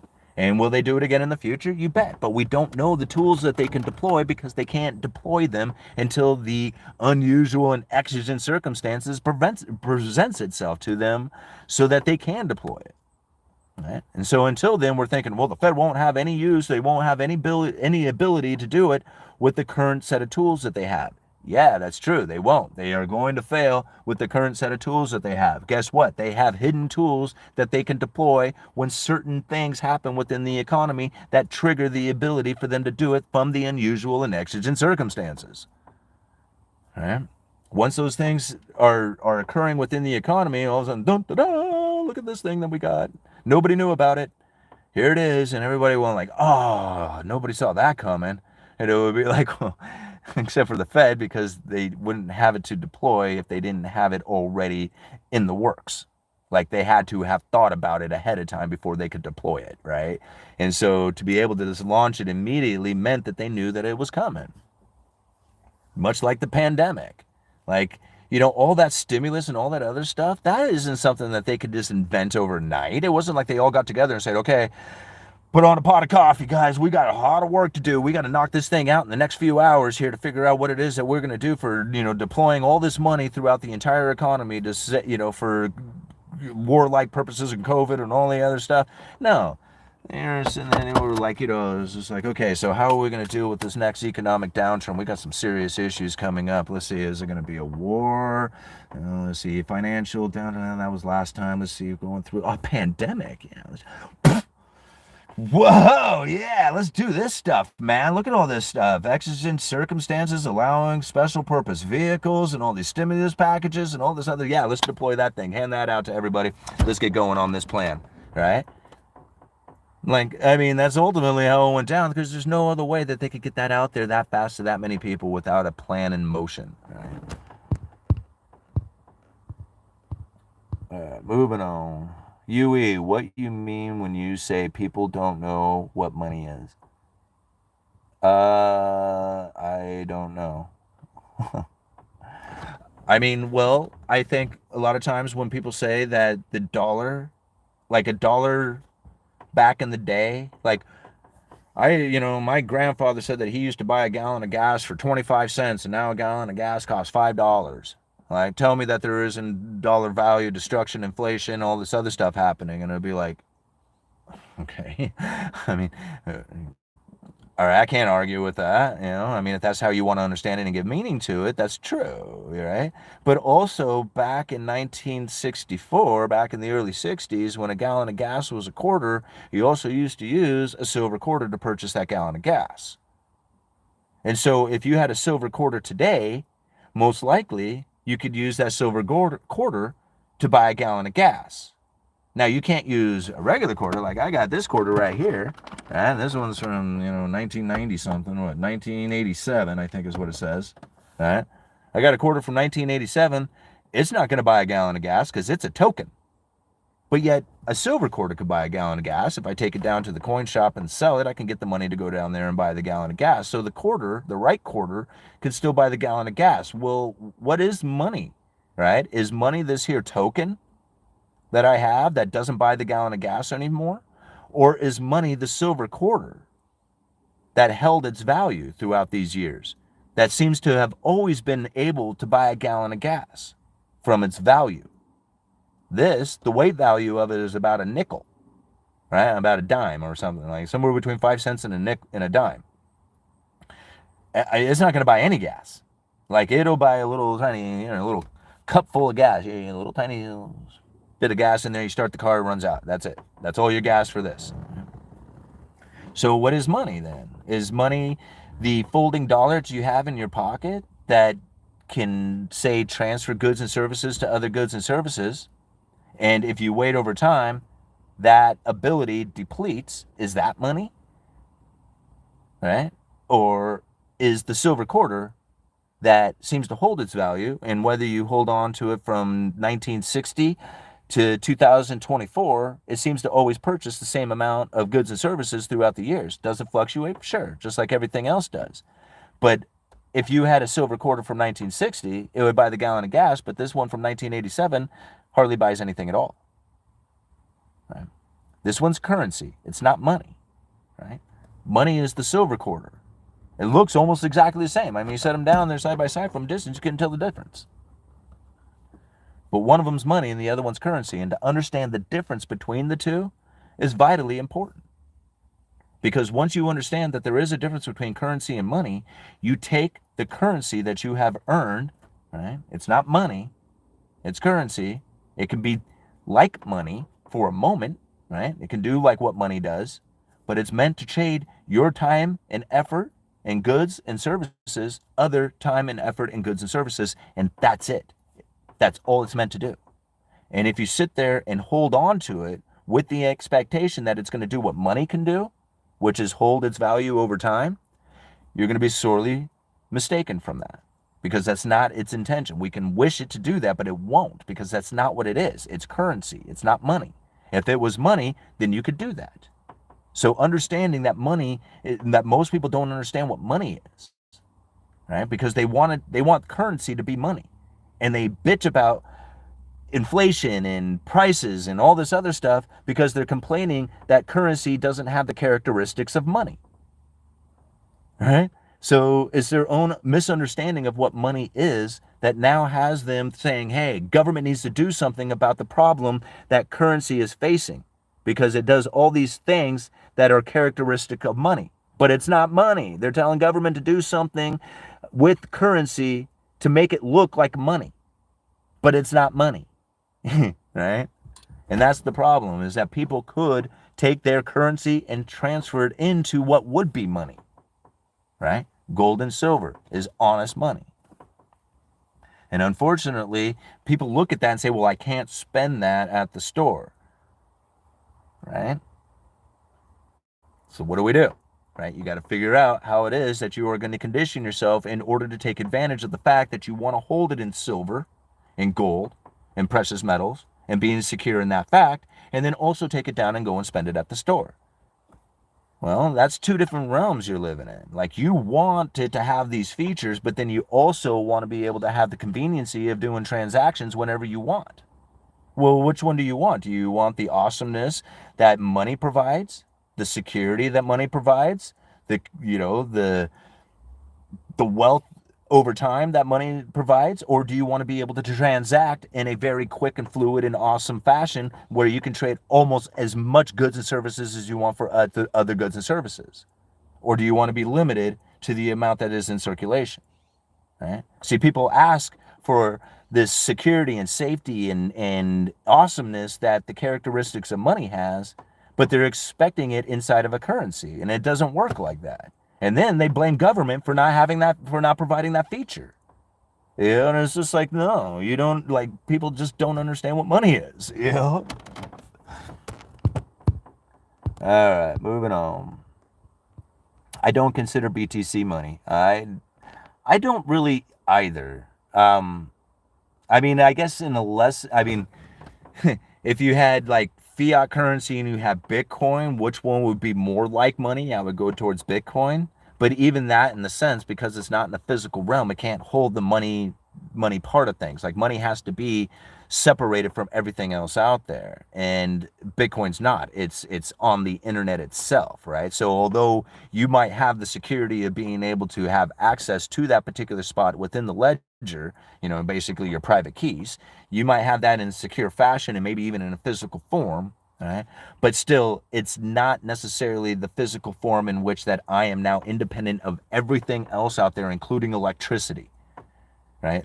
Only silver and gold can hold that. Or you do consider, or you don't. He does consider, I think. As are so many common, money are so common, they have a psychological effect that most everything is priced in dollars. Yeah, the dollars have so much. Yeah, you're absolutely right, all-nighter. Copper is $4.19 a pound. It takes 145 pre-1982 pennies to make a pound. Each penny is worth 0.288 cents. Tangible. Palladium and platinum, the buys now. Only old generation can't get over tangible. Bitcoin is developing money. I think the dollar is so strong partly because it is universally recognized brand symbol. Yes, Brody, it's a brand. Yeah, absolutely. And I mean, and that's just the thing. Like, I was reading an article earlier today about how the BRICS nations, and I was trying to find where they were saying it specifically that it was a dollar loan, right? But it was something like $1 billion loan to South Africa for some water thing or whatever. I don't know. Maybe you guys saw it. And it looked like it was a US dollar loan, right, from the BRICS nations. And I wanted to confirm that and find it within the articles. I couldn't find it because it was just the same article being hashed out over and over again. But ultimately, it looks to me like that's the case. And many BRICS nations issue out debt in dollars, right? Like Brazil, like we did a covering of Brazil issuing out 10-year bonds that are due in dollars. So like for the next 10 years, they have a coupon to pay in dollars, meaning they have to acquire dollars. This is Brazil, like part of the BRICS. Brazil, Russia, India, China, South Africa. It's the B in the BRICS, right? Brazil is. So, to even think that these guys are issuing out a debt that is due in dollars means that they have to acquire dollars in the future, which means that the dollar is going to have some sort of strength to it if those guys need to get them in order to pay their debts. Right? And I love how people say, oh, they'll just, screw the United States and not pay their debt. That's not screwing the United States. It doesn't have anything to do with the United States. It doesn't have anything to do with our banking system. It doesn't have anything to do with our government. It doesn't have anything to do with our corporations, our people. None of it, right? Oh, maybe some with the people if they invested into it. But Brazil issued that out on their own to people of the globe all over the world, debts that are due in dollars. And they didn't have anything to do with the United States whatsoever. Right? And so if they decide that they're not going to pay those debts, they're not screwing the United States. It doesn't have anything to do with us. They're screwing everybody who bought into their bonds. And that's who they would be screwing. And who would that end up being? Probably the other fellow BRIC nations. Just saying, you know.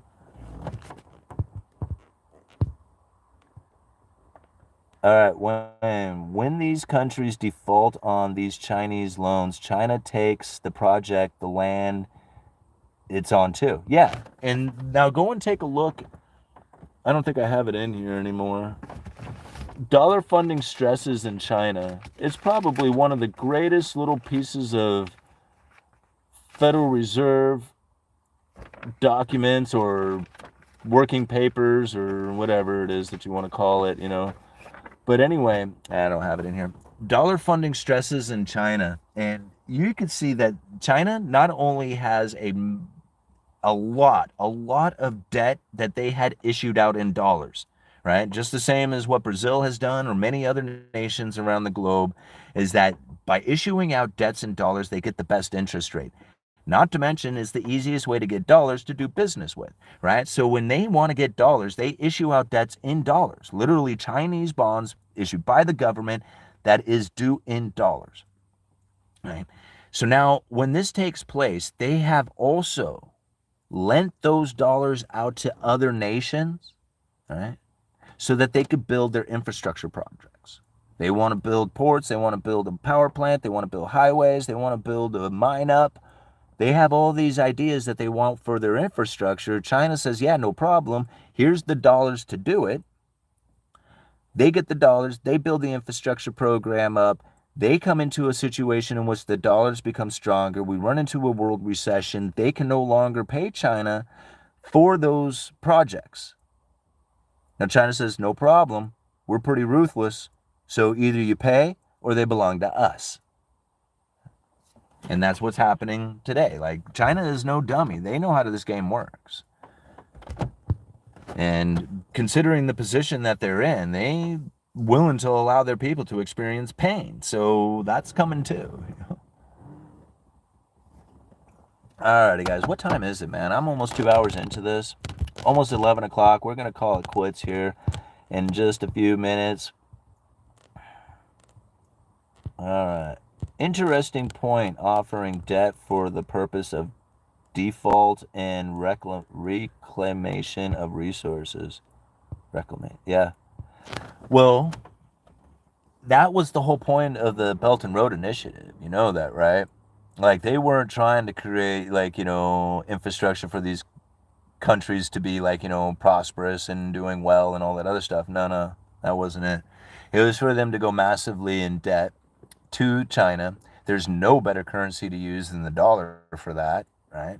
Because not only do people are willing to accept it and use it, but then also, if China's ever in a position in which that the dollar strengthens, which was going to hurt China in itself, if the dollar strengthens and begins to hurt China, then what will end up happening is that China will then benefit from the fact that other nations out there are going to get hurt by it too, which will be the benefit to China because of the debt issuance that they provided to those other nations. It's like, it would almost be in China's benefit to see the dollar strengthen. It would actually be in their benefit to have that happen. As much as it would hurt them domestically in their own nation, I think what they would get for their mass investments across the globe that were due in dollars, how much it's going to damage those other nations and benefit China, I think that would be something that they were well positioned and be happy to experience. Yeah.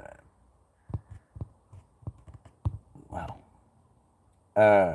Let's see here. Wayne, Brazil. I worked for a Brazilian company. I listened when they explained things at meetings. Brazil ain't effing around. I buy Brazilian stocks. Yeah, I don't blame you there. Thank you for hitting the like. Yeah, thank you everybody for being here. We got 230 people watching with 239 likes, $13 in super chats, because you guys are always so generous with them super chats, so I really appreciate it. Good job getting the likes up to the number of viewers we have, everyone. Yeah, 223 people watching with 240 likes. You guys are awesome. Venture capital, autocorrect. All right. BNDES registers record net profits in 2021 and now has the largest portfolio of infrastructure concessions in the world. Wow. One nation's liability is another nation's asset. That's absolutely right. Actually, that's the case no matter what it is. Anybody's liability is another person's asset. And that's really what it comes down to. Your debt is somebody else's asset. People say, like, all the retirees, when they say, what are we going to do with the mass jubilee? None of the debts get paid. Well, all the people who are retirees, their asset is somebody else's promise to pay. Their asset is somebody else's debt.